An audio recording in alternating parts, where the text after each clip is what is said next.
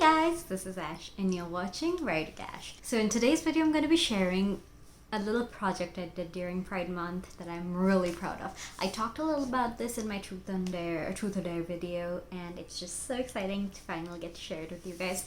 Disclaimer, I haven't finished reading all of these, and I do plan on reading all of these. To begin that, Honey and Issue's Guide to Fake Dating. And this was probably my favorite book in June. And in this book we have amazing bisexual representation in the South Asian community, which is so freaking amazing. I loved seeing this. I related to this book so much. I related to Ishu's personality, her very laser focus on her career, her education, and also I related to Hani in the way she looked at the world, and also her struggles with her friends, because I relate to that on the most intrinsic level. And it was a great book. I highly recommend it. It's about two Bengali girls, one from India and one from Bangladesh.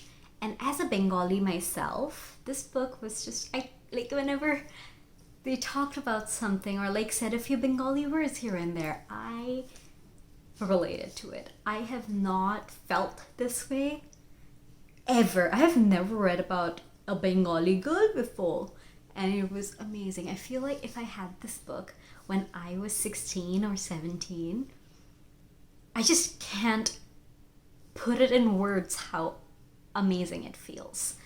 But this one is, like I said, a great bisexual character representation, which is why I painted the bi flag. And that brings me to my project for this month. So during June, I worked on painting the edges of my LGBTQ plus books. I curated all of these books based on the representation in them. I haven't read all of them. Like I said, I'm going to be reading them throughout the year, as they only got to me last week, at the end of last week, so I had to kind of rush to get these all painted and post them, and I am getting to them, and I'm going to sprinkle them in between my fantasies, because I'm in a very fantasy mood, and I'm really excited to get back to the Ember and the Ashes series. I'm on the last one, and it's amazing. This month was really a good South Asian rep month for me.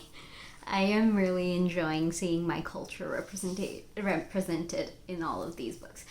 This is definitely my favorite one that I painted. It turned out so well. I used Sita color, Pabio Sita color paints, and they work so well. The book's texture is great. It feels like a normal book. The only thing is, there's this white stuff that I noticed that I'm still getting with these paints. So these are fabric paints, and definitely a huge upgrade from acrylic.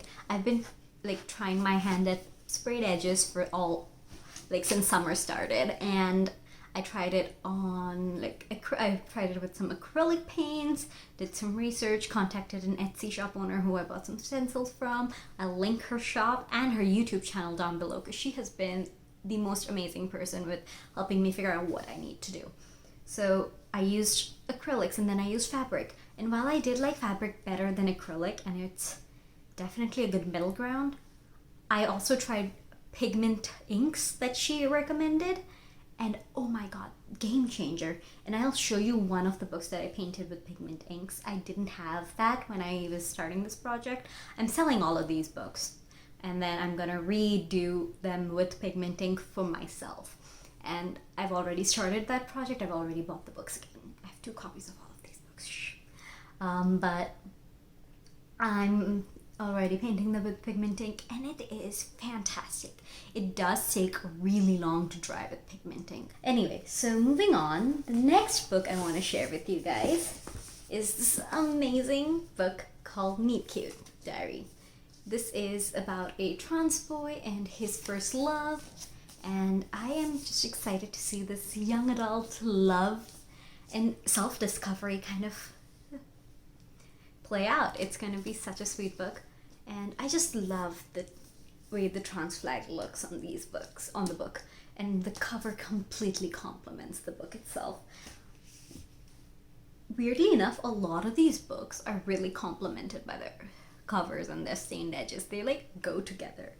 Like even Honey and Issue, if you look, like the pink and the blue, and it's a different shade of course, but pink and blue, and it goes so well. Next up we have I Wish You All the Best.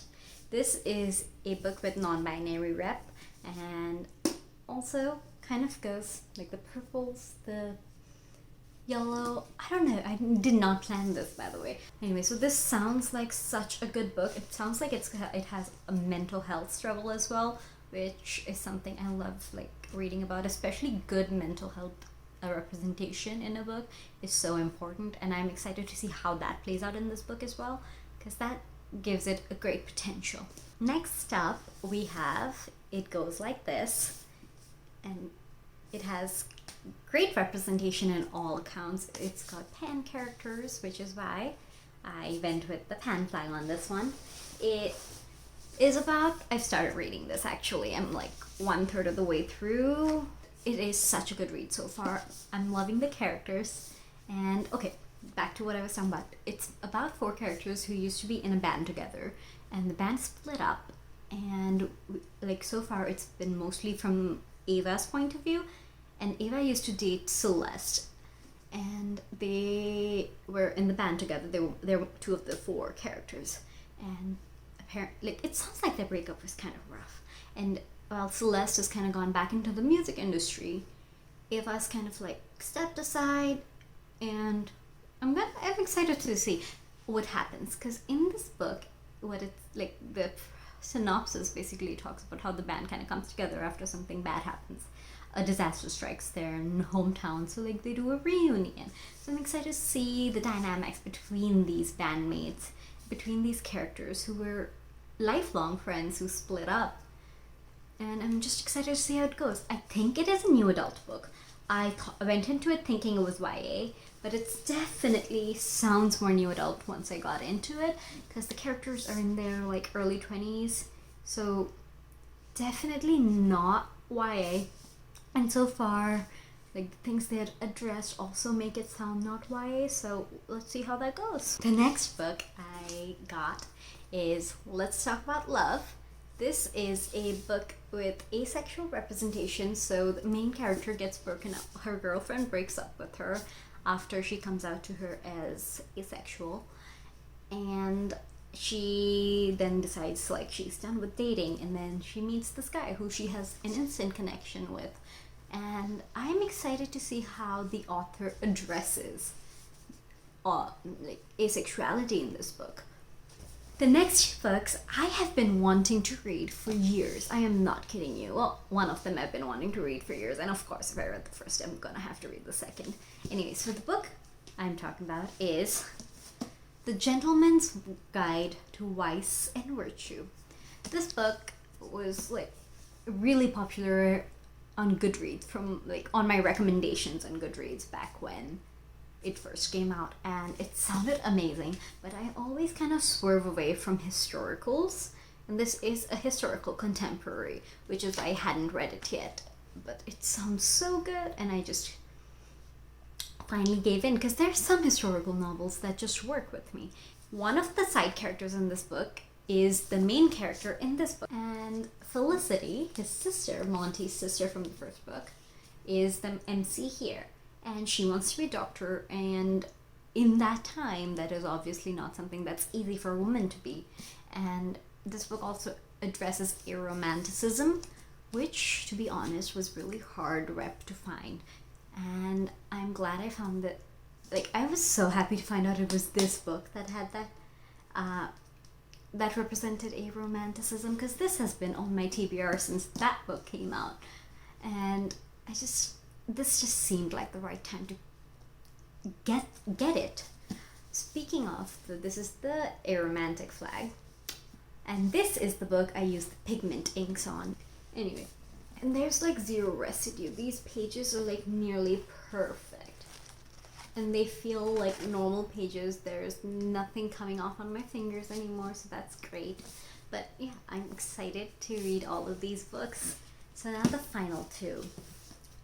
This was quite the popular one on TikTok last year, and it's Red, White, and Royal Blue. Got the Book of the Month edition and painted the gay men's flag on it, but I don't think I need to tell you anything about Red, White, and Royal Blue, do I? Because if you don't know already, it is about the first son of the US and the Prince of England, and it is an enemies to lovers. So yes, read it. This book is really good. The next book is, and the final book, One Last Shot, also quite popular right now. It is the second book by Casey McQuiston, the author of Red, White, and Royal Blue. I'm really excited to get to it. I got this book before reading the synopsis, and I read the synopsis after getting it, and I was shocked. I think in the synopsis itself it mentions time travel. I didn't expect time travel in my contemporary. That's the second time that's happened this year. Anyway, so look at this. This is gorgeous as well. And yeah, so that is it for my collection of sprayed edges right now. I'm working on spraying the edges of these Violin Delights Owl Crate edition. I'm doing gold sprayed edges on it. It looks so good once it's done. I'm also going to do my Throne of Glass collection. I'm gonna have a whole video on it later. I'm gonna do a Throne of Glass reread in the coming months. I think in July, after I finish Embering the Ashes and a couple more of these books. I can't read too many contemporaries at once, so I need like breaks with series in them. But yeah, that's something I'm super excited about. More because of the painting than the books themselves. And it's just really gotten into the book painting thing, and it is just so much fun, and I'm excited to see how this whole process goes. And I'll keep sharing these books with you. And I will see you later. Bye.